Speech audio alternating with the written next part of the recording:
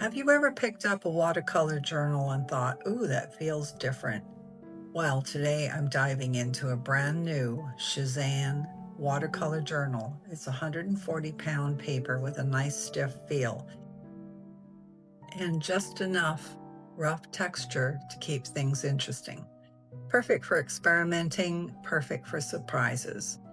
And since I can't resist a bit of color play, we're pairing this journal with a gorgeous Art Nouveau paints by Kuretake. Think flow and a floral design that feels right out of an old vintage poster. So grab your brushes and let's find out, does this paper live up to the hype? And how do those dreamy paints dance across the page? Stick around and you'll see for yourself. Hi everyone, this is Susan, and today I'm going to just do some experimentation in a new journal book I bought, and it is handmade watercolor paper. It says it's a smooth surface, but believe me, it's not. It's very bumpy, and it's supposed to be 100% cotton and made in India by Shizan Design. And so far, here's what I've done. What I've done is, this is my Art Nouveau set of colors, and so I put all the colors here with the names beside them. I've not written those names down, but that's the bottom tier right there. And this is a drawing that I had done in another book, and then I did the same drawing here and we painted it in. And the paper is very rough. I don't know if you can see this texture, but it's very textured paper. It's kind of different. So yeah, let's show you the video. And then here's a second one that I did, a plumeria. Very simple, and this is the final outcome. So I hope you enjoy the video, and it's not bad paper. It's kind of thick. Anyway.